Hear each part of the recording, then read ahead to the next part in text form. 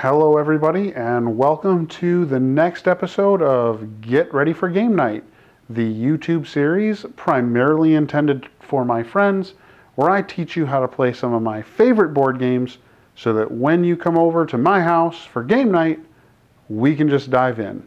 Tonight I'm going to be teaching you the 2 to 4 player game Trickerion, Legends of Illusion, designed by Richard Amann and Victor Peter, illustrated by V.O. Fargus, and released by Mind Clash Games and Ape Games. So let's get ready for game night.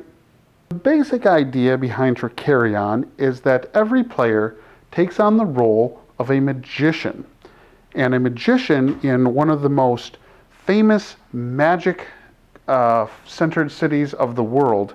I think the name of the city is Megoria. Now, the history behind this mythical world is that there was once a great magician named Dalgard who actually could do real magic. And then, after many years of wowing the crowds, Dalgard mysteriously vanished. In the years since he vanished, other magicians have tried to take up the role of being the greatest magician around. And the 4 players, or 2 to 4 players, are 4 of those magicians, each a specialist in a different school of magic. The schools of magic are either optical illusions, escape artists, mysticism, or mechanical tricks. Well, one day Dalgard returned and invited the 4 players to his residence. He has decided that he is going to bequeath the source of his actual magical powers, the Trickerion stone, to one of the players. He set up a competition that'll take place over 7 rounds, and whichever magician is able to acquire the most fame, kept track of here, at the end of 7 rounds, he will give the Trickerion stone to. The game, as I said, is played out over 7 rounds. It's a worker placement game where you will be sending your workers to 5 basic areas: the downtown area, the market, the dark alley, the theater, or your own workshop, which is located on your player board. I will say up front, I am teaching you the full game, which includes the dark alley. The beginner's game is on the other side of the board, and there is no dark alley, and the beginner's game also only lasts 5 rounds instead of 7. This is an individual player board. Every player board is going to be affiliated with a particular school of magic. You can see the symbol here. This is the player board for the Mysticism School of Magic.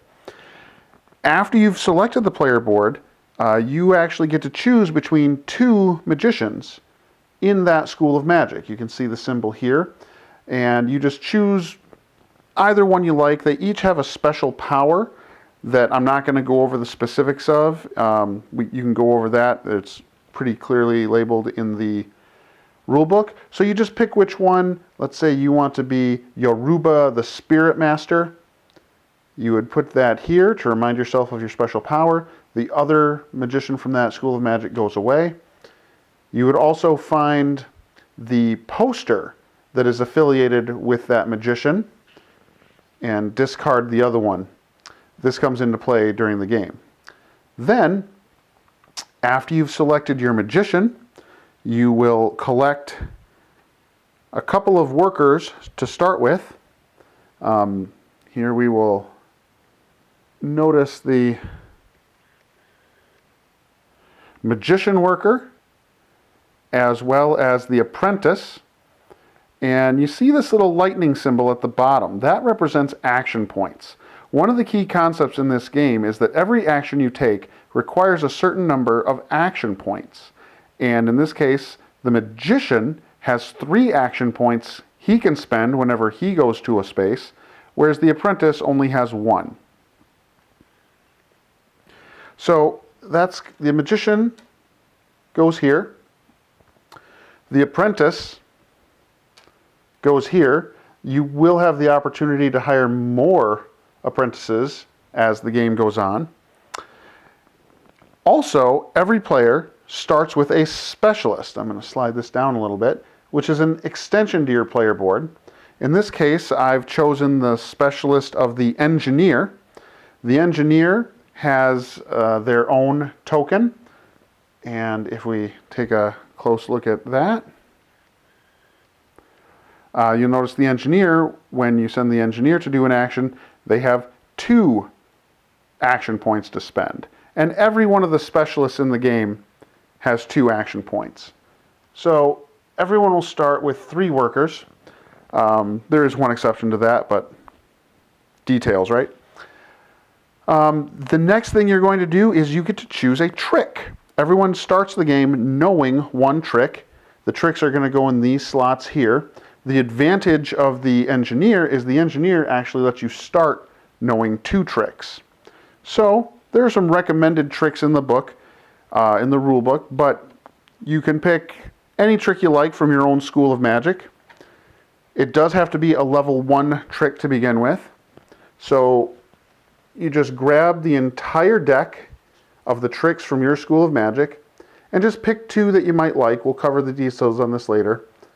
And we'll start with Breath of Life and maybe Mind Reading. And the one that you select for your engineer goes on the engineer's spot right there. The other thing that you are going to get is the starting player is going to get $10. Every player next in turn order gets 2 extra dollars. So player 2 gets 12, which is what I have set up here. Player 3, 14, and so on. And every player starts the game with 1 Trickerion shard. A Trickerion shard does a number of things in the game that are very powerful. You have your other workers that you can hire right here, just set up and ready to go. 3 more apprentices. Here's the lovely assistant, as well as the manager. You also have these trick tokens. You have the light colored background ones as well as the solid colored ones that have all these symbols on it. And the second key concept of the game, in addition to the whole action point system, because which worker you send to do a task will determine how many tasks they can do in any given area, you also have these what are called assignment cards. It's a really neat concept. At the beginning of every round, you will take these cards into your hand, and these cards represent the different areas on the board where you can send your workers. You have 1 card for the dark alley, 1 for your workshop, 1 for the market, 1 for the downtown, and 2 for the theater. You take them all in your hand, and then you will assign them face down to your various workers. So if you want to send your magician to the market, you would place the card face down like this, and maybe you send your apprentice to the workshop, and maybe your engineer you're going to send to the dark alley. At least that's your plan for this round. Everyone does that simultaneously. Then everyone reveals where they're going. And once you've done that, that's it. You can't change your mind. If everyone in the game is going to the workshop this round, well, then turn order becomes very important. And when it's your turn, you probably want to send your apprentice, because if you don't, all the good spots in the workshop are going to be taken up. So that's the other key concept besides the whole action point allocation system. You also have the pre-selected assignment cards where you have to assign your workers for the entire round before you send any workers out. Next, we'll take a look at the actual locations on the board, the steps in each round, and yeah, let's take a look. Okay, let's talk about the actual gameplay itself. In the first round, turn order will be determined randomly and the first player's turn order marker would be placed here with subsequent players going down that column. In all future turns, whoever is in last place will go first, second to last, second, and so on until the first place player is going last that round. So, what we do is we roll these downtown dice to determine what's available in the downtown area. And they are color-coded. And we'll talk about the different things that are available in the downtown area.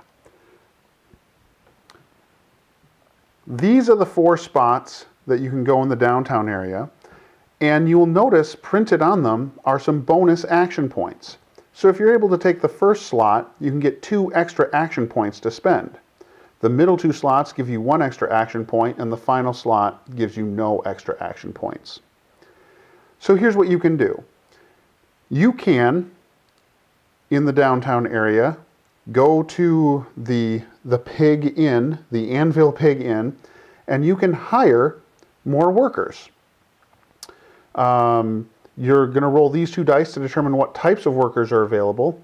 This first die only has apprentices on it and an X. If you roll an X, that means nothing's available. The second die has X's and the different specialists that are available. So, if you want to spend 3 action points between the action points on your character that you're sending there and the bonus points you pick up based on the spot you pick, you could hire a new worker. When you use a die, let's say you're hiring this apprentice, you would then set that die to the X, meaning no one else can hire that apprentice this round.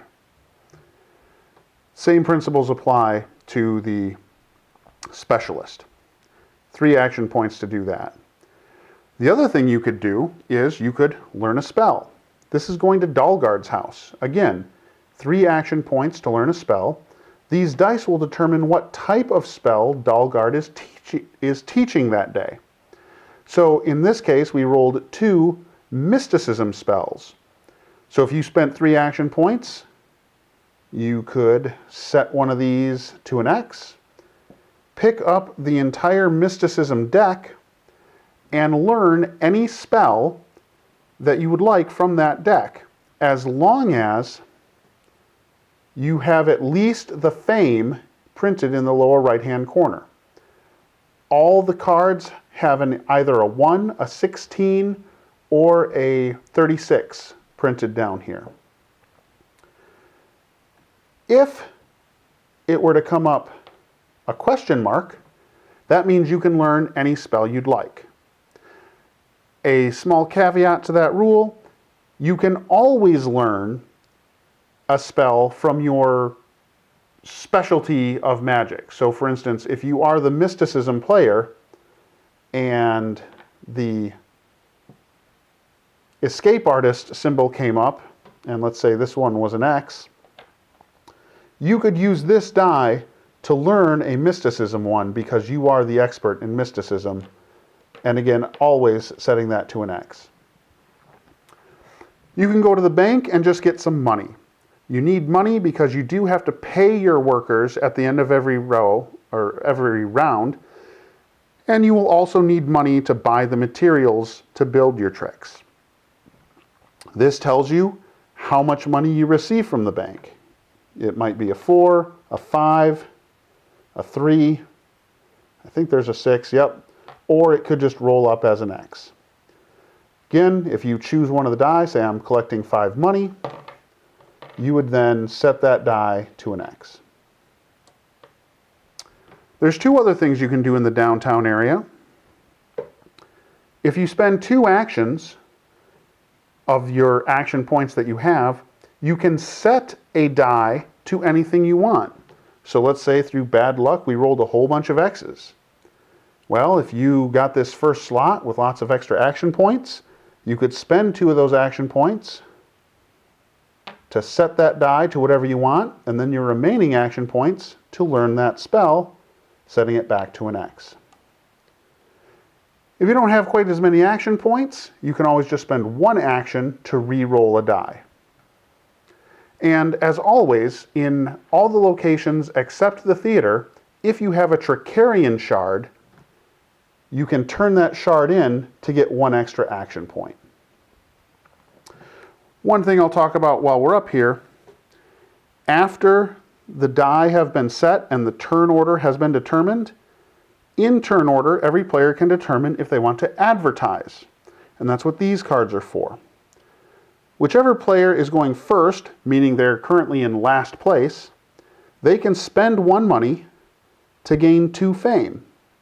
And if you do that, you indicate it by putting your advertisement poster with your character's portrait right there. The next player can also get the same 2 fame, but they have to spend 2 money. And then each successive player in turn can spend 1 more money than the last to gain 2 fame. Okay, let's go over the anatomy of these trick cards that you can pick up in the downtown area. Across the top of the card, you'll notice the school of magic that the trick comes from. Here's the optical trick and 2 escape artist tricks. You have the name of the trick underneath that, but the bottom of the card is really where it's at.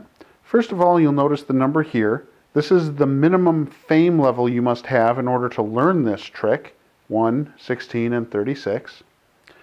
When you prepare the trick, you have to have a certain number of materials that you'll get from the market, and those are indicated here. In this case, to perform Rabbit from the Hat, the player would have to have 1 metal, 1 cloth, and 1 animal. If you look at the Zigzag Lady, to prepare that, you would have to have 3 wood, 1 cloth, and 1 oil. You'll notice the 3 wood tiles stacked here in the illustration. Now, when you prepare the trick, you will assign a certain marker to it, like this, indicating that for the rest of the game, the diamond symbol in your player color, in this case green, represents the trick Rabbit from the Hat. The other thing that you'll do is you will put an actual trick token on this location. And when you perform the trick or set it up at the theater, you'll take this trick token and put it in the theater. Diamond and diamond. Now, if you prepare another trick, like say the Zigzag Lady, you would put a different trick marker on it, like this. And in this case, you'll notice there are 3 stacked trick tokens. So you would obtain 1, 2, 3 trick tokens every time you take the action of preparing that trick. Now, the other thing you need to note on these trick cards is their yields when you perform them. You can see that in the middle. Rabbit from the Hat will get you 3 fame and 1 money. Compare that to Zigzag Lady is 2 fame and 3 money. And the Buried Alive, 4 fame and 4 money, but the Buried Alive also has a bonus at the end, where if you know the trick Buried Alive and you have an engineer, symbolized there, you'll get a bonus of 7 fame points at the end of the game.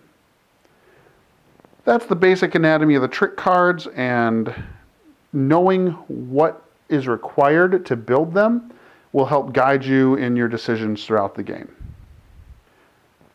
Now let's go over how the market row works. Again, there are 4 spaces where you can send your workers with additional action points allocated to each space. And again, if you want to spend a Trickerion shard, you can do that to gain an additional action here.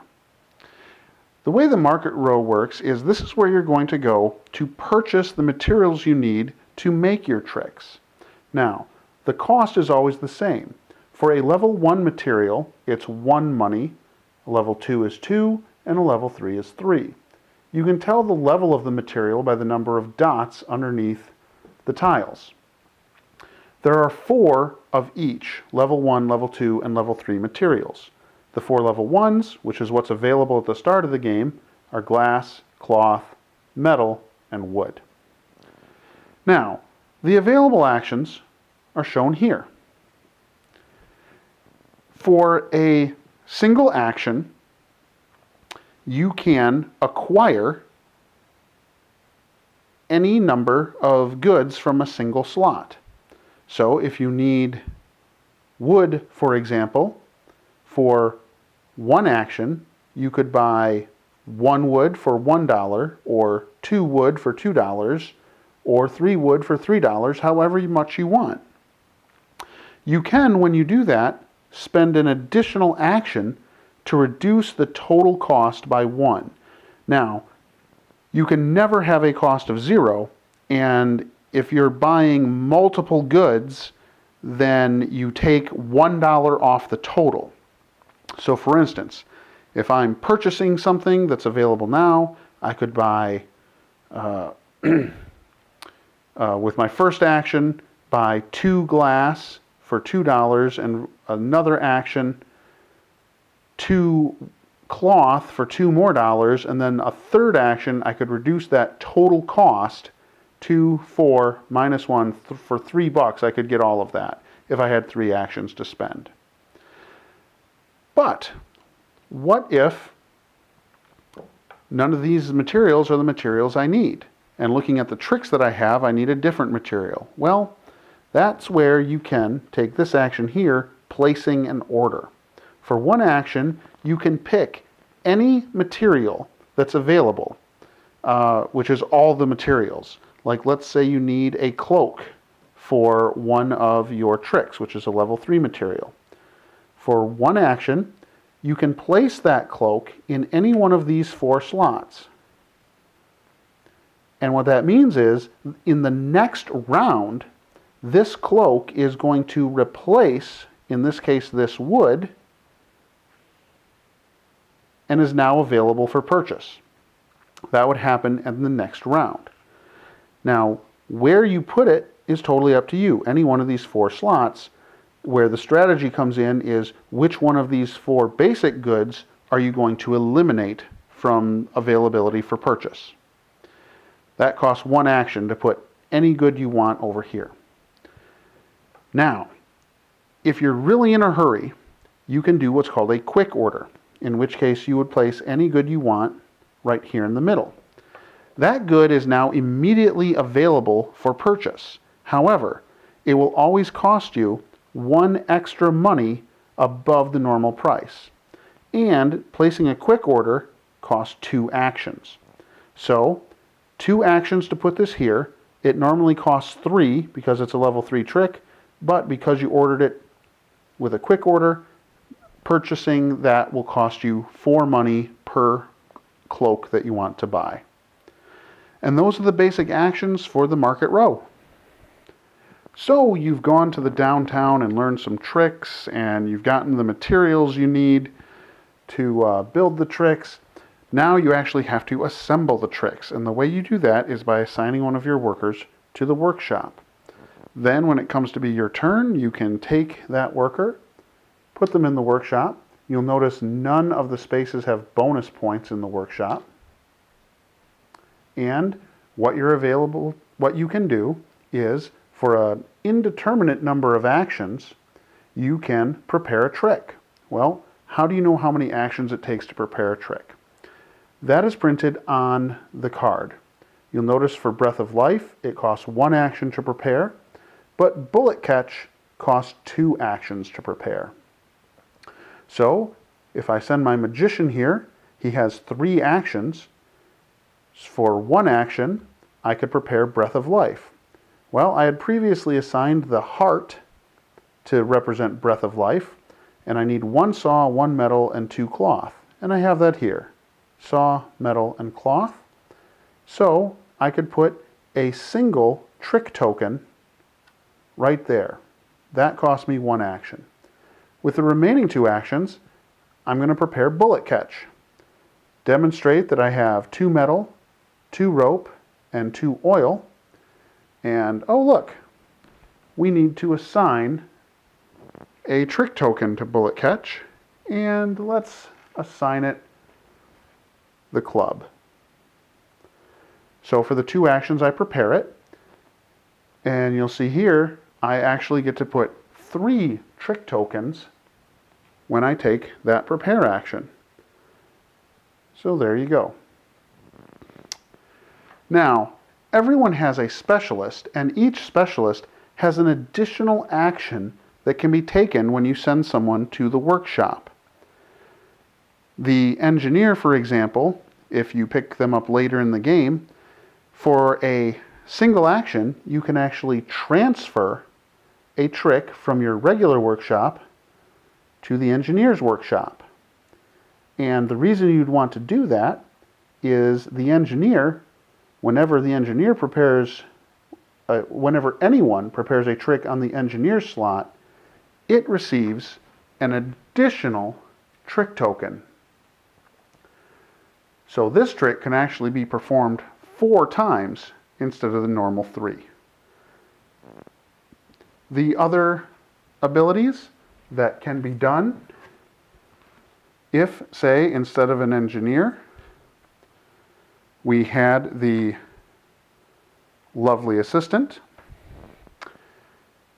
For a single action, you can transfer your apprentice from the regular spot to this spot over here.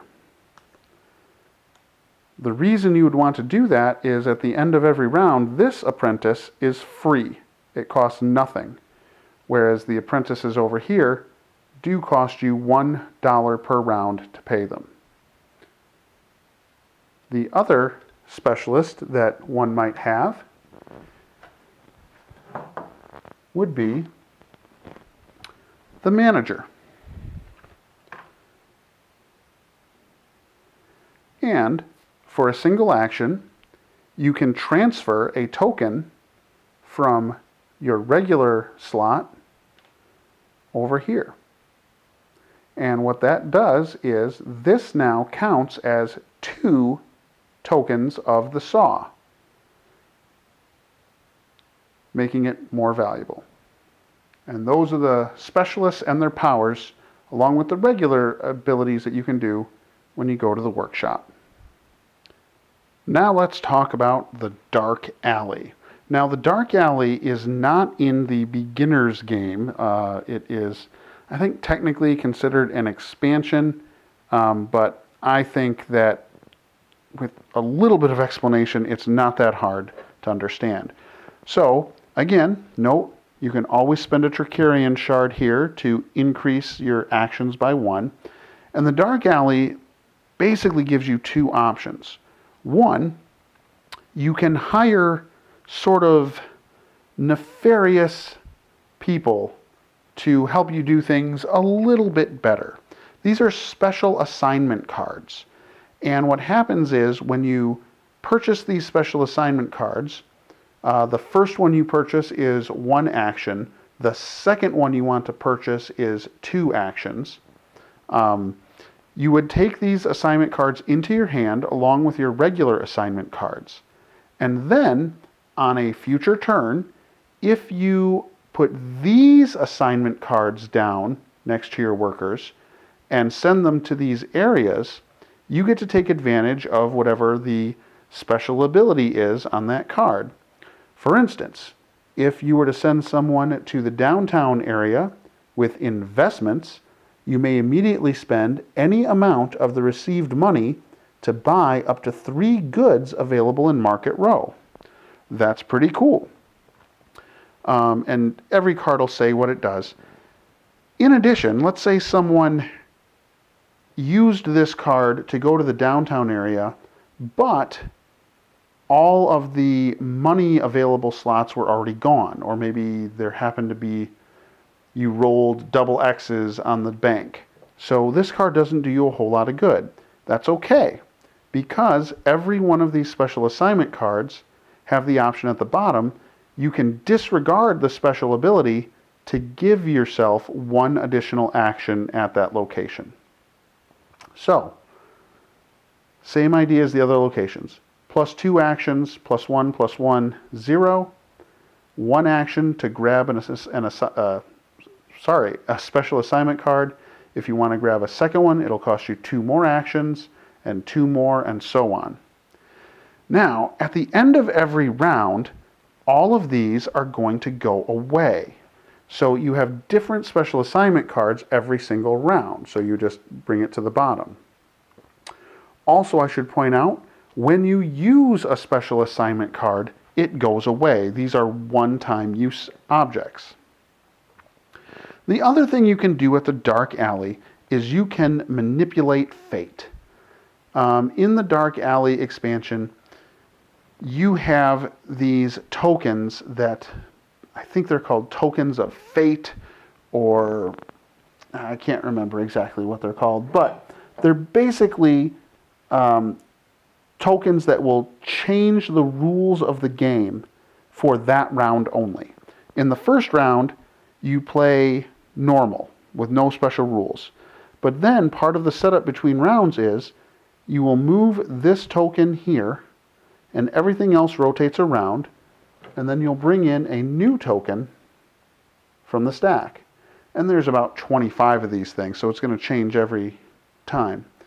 And every single one of these changes the rules of the game for that round. For instance, it looks like this one says, if you perform a trick from the mysticism school this turn, you're going to get 2 extra points. That's pretty cool. And you can see what's coming up next. Now, for a single action in the Dark Alley, if you don't like what's coming up next, you can rotate these. So you can manipulate fate a little bit by going to the Dark Alley. The final spot on the board where you can send one of your workers is to the theater itself. Now, the first thing I will point out is that you'll notice you cannot use Trickerion shards in the theater. The theater is a sacred place where adding extra actions with shards is just simply frowned upon. Now, there are 2 areas of the theater where you can send one of your workers. You could send any of your workers, doesn't matter who, to the backstage area of the theater, which are these 8 slots up here. Or you can send your worker to the onstage area, but the only one of your workers that can go to the onstage area is your actual magician. You are not allowed to send an apprentice or a specialist of any kind to these slots here. Now, this is the most complicated area of the board, so we'll take it step by step. First of all, as soon as anyone sends any one of their workers to the theater, they get to pick which day they want to send them there, because every week there are 4 performances: Thursday, Friday, Saturday, and Sunday. As soon as one player puts a worker on any slot on Saturday, no one else can put workers on Saturday. That is spoken for by that player. Now, what can you do in the backstage area? Well, in the backstage area, there's really only 2 actions. You can set up a trick, or you can move a trick. And the way you do that is you will, when you set up a trick, you select one of the playbills, which are these Riverside Theater cards, and you take one of your trick tokens that you have previously prepared when you took the prepare trick action, and you're going to put it on any playbill that you want with the following restrictions. The type of trick that you are preparing, so let's say that we're preparing a mechanical trick, you must put the mechanical symbol on one of these squares so that the mechanical symbol is inside the circle. And we'll take a closer look at that in just a little bit. Or, for an action, you could move one of your tricks to another area, following the same rule that whatever type of trick it is must be inside the circle. And when you do that, you might create these things called links that we're going to talk about in just a second that can get you more bonuses and points and shards, but we'll cover that in just a bit. So that's what you do when you're backstage. I will point out that if you go backstage on Thursday, you get an additional action to prepare a trick. So you could prepare more than one trick, for instance.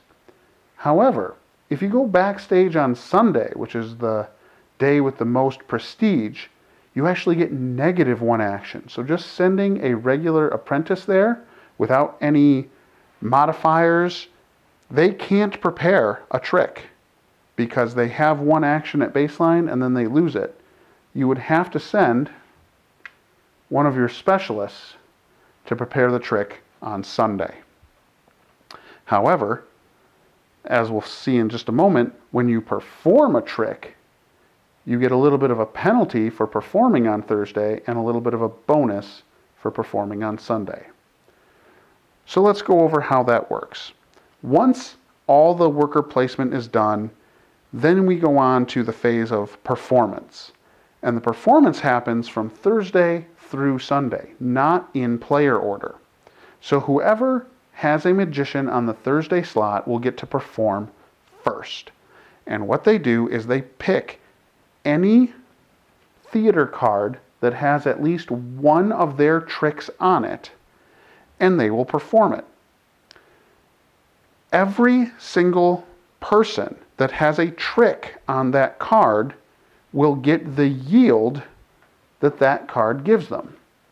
Remember, if we look at bullet catch from before, if that is my bullet catch trick, I would get the 3 victory points and the 4 money, even if I'm not the one performing it.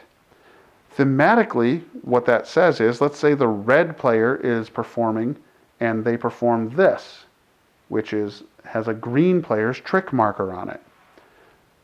In theory, what's happening is the green player is in the audience and he comes up on stage to perform his trick as a guest performer. So getting your tricks on multiple playbills is quite advantageous because other people might perform them and you get the points. Once it has been performed, all trick markers are removed.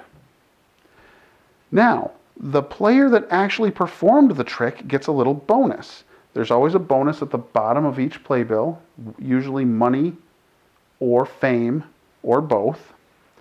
And then also, you look on this grid and you see if there were any links that we'll talk about in a second on the playbill, you get an additional point. And if your engineer, assistant, or manager was the one that prepared the trick that day, or if you had them backstage that day, you're going to get a bonus of a Trickerion shard, 2 extra fame points, or 3 money. And then this indicates that you will also get whatever the yield is on the bottom of the playbill itself. So let's talk about links and performances in a little bit more detail. So here's a close-up of one of the playbills that might be performed on any given night. When you're taking the action, prepare a trick. Let's say someone is going to prepare an optical illusion trick. So you have to note that, if I can get it to focus, you'll notice the eye at the bottom of the triangle. That is the symbol for the optical illusion. So when you take the action, prepare trick, you have to put this trick marker on one of these squares such that the eye is inside one of the circles. Now, if another player were to come along and let's say they are going to perform a mysticism trick, and the mysticism is this symbol at the bottom right here. When they take the prepare action, they have to follow the same rule, and they have to put the mysticism, which is at the bottom, inside one of the circles. But look what they did. They arranged it so that their optical illusion symbol is in the same circle as someone else's optical illusion. That is called creating a link. And several good things happen when you create a link. First of all, the player that creates that link is going to receive a bonus of either 1, 2, or 3 money or fame. How do you determine if you get 1, 2, or 3? Well, it depends on the level of the trick. If the trick is a level 1 trick, meaning you only need 1 fame to know it, you just get 1 point or 1 money. If it's a level 2 trick, meaning you have at least 16 fame to know the trick, it has that little 16 in the lower right, then you can have 2 fame, 2 money, or 1 of each. And if it's one of the highest end tricks, the ones that require 36 fame, then you can have 3 fame or 3 money. And I'm pretty sure you can split that up either way. So creating links are really good, especially with higher end tricks. Now, the other thing that you may notice is that inside the circle of this bottom circle is a little Trickerion shard symbol. So if the green player now were to prepare another trick, and let's say they're preparing a escape artist trick, if I can get it to focus. So the escape artist trick is this symbol on the left.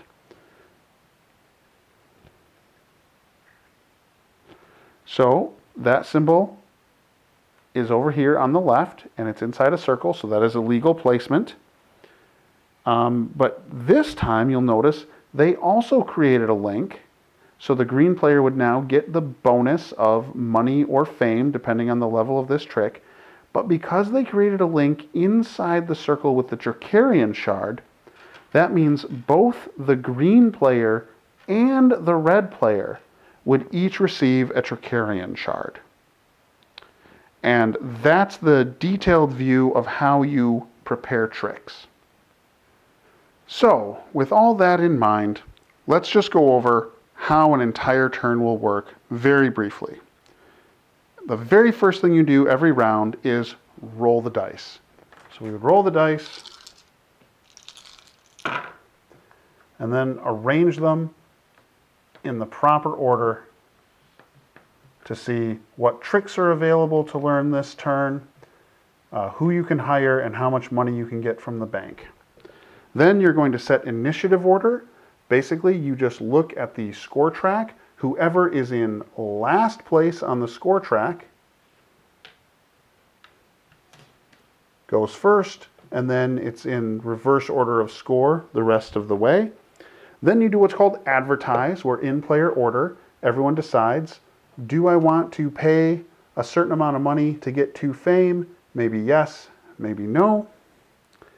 Then the assignment phase, everyone will pick their assignment cards and put them on their own player boards. Then you will place the characters in turn order, sending 1 worker out at a time to the various areas. Then you have the performance phase that we talked about, where you'll actually perform the tricks that have been set up, gaining any points and money you get from that. Then at the end of every turn, first you have to pay your wages. So you look at every worker that you sent out this turn.